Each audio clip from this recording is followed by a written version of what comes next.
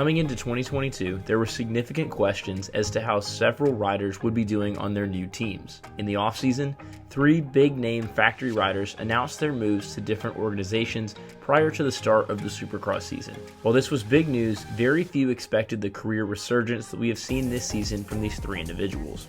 For Malcolm Stewart, we've seen legitimate race-winning speed. For Jason Anderson, he's won his first race since his 2018 championship. And Eli Tomac is putting together one of the most dominant seasons in the sport's history. With that said, let's take a look at just how much these riders have improved from their 2021 Supercross seasons to now. A look at the career resurgence from these riders is coming up right around the corner.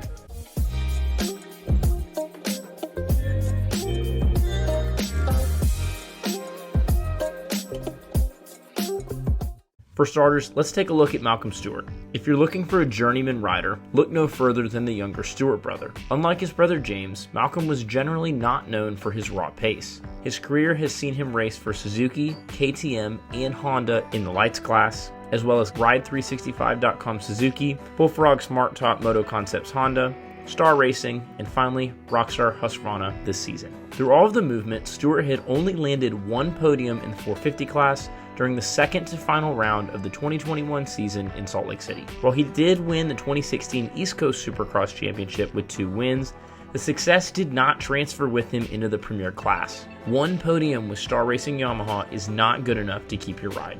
Coming into this season, I was very vocal about my low expectations for Stewart.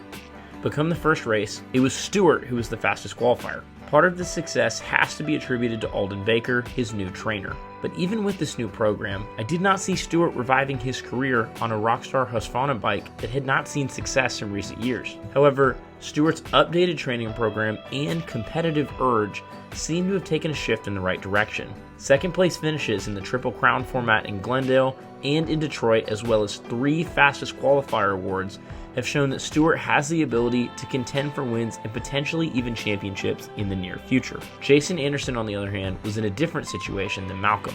Anderson had been with Rockstar Husqvarna through their manufacturer changes, even in the early days of his career. Seeing him on anything other than that bike was certainly an adjustment from a viewing perspective, but from a racing perspective, the move has seen Anderson jump back into the form that saw him win the 2018 championship. With 3 wins already this season, Anderson has looked like his old self from 2018, contending for wins on a weekly basis. But why is this? Part of the issue with the Husky team was the length of time that Anderson had been with that squad. In my mind, Anderson no longer felt challenged by his Husqvarna. While the relationship was not toxic by any means, the success of the pairing had evaporated and both parties needed the change to continue to be successful. When you look at other sports, there are cases that look just like this one. If you follow the NFL, you know the story of Tom Brady winning a Super Bowl with the Tampa Bay Buccaneers in his first season away from the Patriots in his entire career. For Anderson, while he is unlikely to win the championship this season due to the dominance of Eli Tomac, he has certainly experienced a career renaissance away from his former team.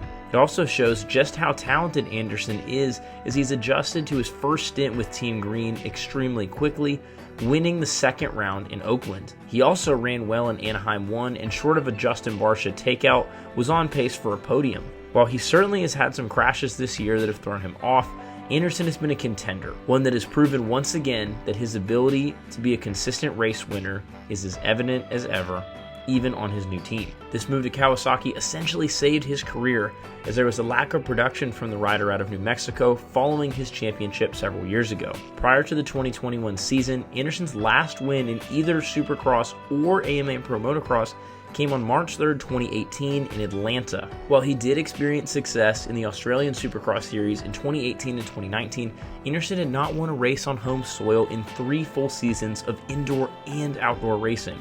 The level of immediate success shows that Anderson's pace is not the problem. Rather, the relationship between him and his former team was holding Anderson back from experiencing more success in his racing career. This came to a head when his chain broke in practice during the 2021 Pro Motocross season. For Anderson, the injury actually gave him time to rest up and recover, coming into the 2022 Supercross season with a new team fully prepared. While it certainly hurt at the time, Anderson's crash, limiting his time outdoors with Husky, allowed him to come into this new season with Kawasaki at full strength. This bad break has sparked a career revival. Eli Tomac, on the other hand, did not have the need to revive his career in the ways that the first 2 riders did. In those cases, underperformance threatened the long-term stability of Malcolm Stewart and Jason Anderson on factory teams. For Eli Tomac, this was not the case. Since 2015, Tomac's worst points finish in Supercross was 4th in 2016, including his first championship in 2020. However, there was a clear issue with the relationship between Tomac and Kawasaki that was starting to emerge during the 2021 motocross season. Rumors started to swirl that Tomac was not happy with his current situation.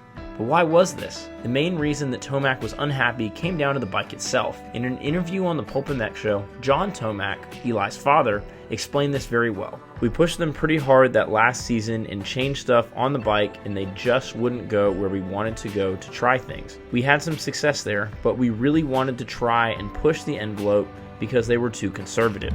In his new adventure with Yamaha, Tomac has been given more influence as to what he can do with the setup of the bike. Monster Energy Star Racing Yamaha is not under direct control from their manufacturer. This has allowed riders the opportunity to pursue different setup options a little bit more on the radical side when racing. Over the years, team owner Bobby Reagan has said things along these lines. When speaking to Racer X's Jason Wygant, Reagan had this to say about his team. "Jason, we're not here to make money, we're here to win."